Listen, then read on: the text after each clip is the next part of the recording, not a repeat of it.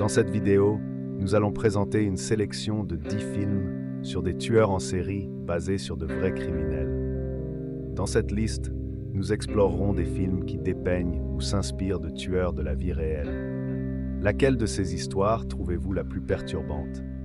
Partagez votre opinion dans les commentaires. Massacre à la tronçonneuse. Considéré comme l'un des films d'horreur les plus emblématiques de tous les temps, Massacre à la tronçonneuse met en vedette Gunnar Hansen dans le rôle de Leatherface, un tueur en série psychotique dans le Texas rural. Bien que le film soit entièrement fictif, Leatherface s'est inspiré d'Ed Gein, un tueur et voleur de tombes. Gein n'a jamais utilisé de tronçonneuse et ses crimes ont eu lieu dans le Wisconsin, pas au Texas. Cependant, comme Leatherface, Gein exhumait des cadavres, décorait sa maison avec des os et portait des masques faits de peau. Il a également tué 2 femmes dans les années 50, ce qui a conduit à son internement à l'Institut de santé mentale Mendota du Wisconsin. Hannibal Lecter, Le silence des agneaux. Hannibal Lecter, joué par Anthony Hopkins, apparaît pendant moins de 20 minutes dans Le silence des agneaux, mais sa présence est frappante. On dit que l'auteur Thomas Harris a basé le personnage sur un médecin nommé Alfredo Trevino, qu'il a rencontré alors qu'il écrivait pour le magazine Argosy. Harris s'est inspiré de l'élégance, de la nature réservée et de la compréhension particulière de l'esprit criminel de Trevino. Trevino purgeait une peine de prison à vie pour avoir assassiné et démembré son petit ami et était également soupçonné d'autres crimes dans les années 50 et 60. Anthony Perkins, Psychose. Anthony Perkins a livré l'une des performances les plus mémorables du cinéma dans le rôle de Norman Bates. Considéré comme l'un des personnages les plus emblématiques de l'histoire du cinéma, Norman est le propriétaire perturbé du Bates Motel, qui s'habille comme sa mère décédée et tue les clients du motel. Comme Leatherface, Norman Bates s'est partiellement inspiré d'Ed Gein. Gein était très proche de sa mère, et sa mort en 1945 peut avoir contribué à sa détérioration mentale. Des années plus tard, Gein a commencé à exhumer des corps de femmes qui ressemblaient à sa mère, essayant de créer un vêtement pour devenir elle. Ça vous dit quelque chose? Don Make's Frailty.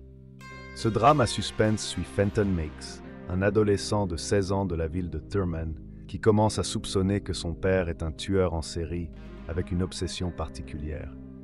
Le père, Don Makes, joué par Bill Paxton, est un homme respectable et actif dans la communauté locale. Il est vaguement basé sur Dennis Rader, connu sous le nom de BTK, acronyme de Bind, Torture, Kill, attaché, torturé et tué. Rader a sévi entre 1974 et 1991, tuant 10 personnes. Comme Don Makes, BTK était un membre actif de la communauté, participant à l'église et au scout. Il n'a été capturé qu'en 2005, plus de 30 ans après le début de ses crimes. Kit et Holly, La balade sauvage. Dans les débuts de réalisateur de Terrence Malick, La balade sauvage met en vedette Martin Sheen et Sissy Spacek, dans les rôles de Kit Carruthers, 25 ans, et Holly Sargis, 15 ans. Holly tombe amoureuse de Kit et les deux déménagent dans le Montana, où ils commettent une série de crimes. Le film s'inspire vaguement des crimes de Charles Starkweather et Caril Ann Fugate à la fin des années 50. Tout comme Kit tue le père de Holly, Charles a également tué le beau-père de Caril. Cependant, l'histoire vraie présente des différences significatives.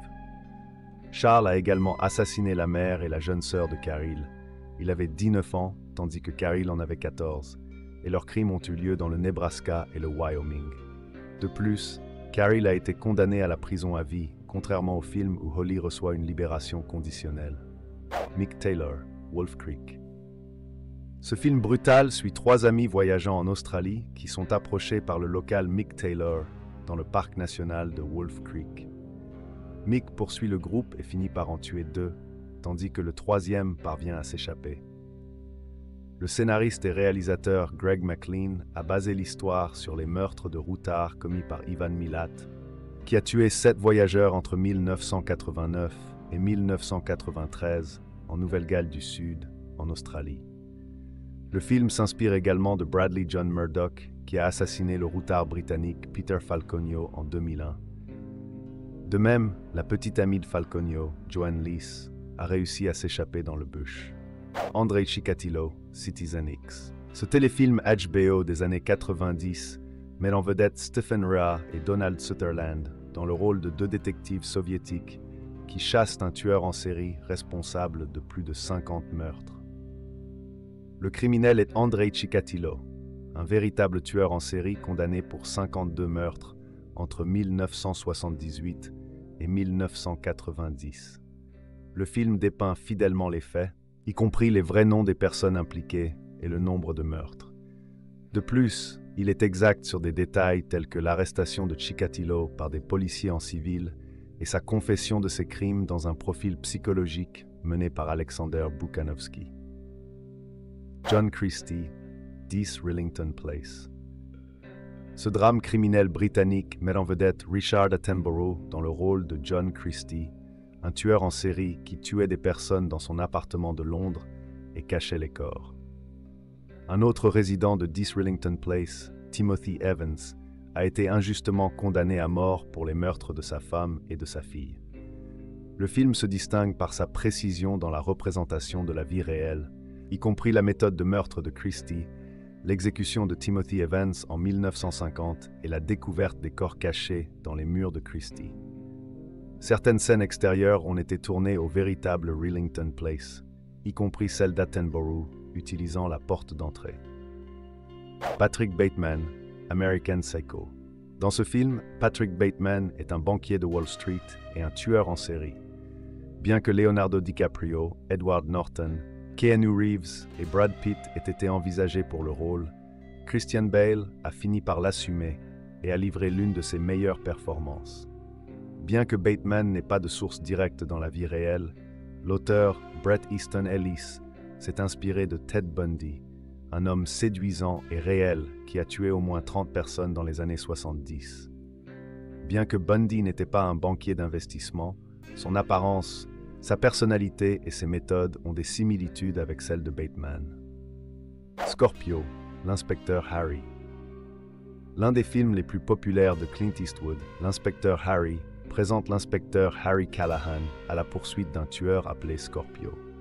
Scorpio tire sur des innocents avec un fusil de sniper et maintient le contact avec la police de San Francisco, faisant souvent du chantage et exigeant des rançons.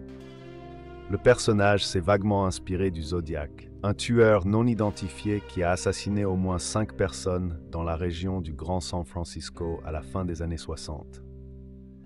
Bien que le Zodiac n'ait pas utilisé de fusil de sniper, il communiquait avec la police et la presse pendant sa série de crimes, les provoquant souvent avec des lettres et des cryptogrammes. L'affaire reste non résolue. Commentez ici si vous avez déjà vu l'un de ces films et à la prochaine vidéo.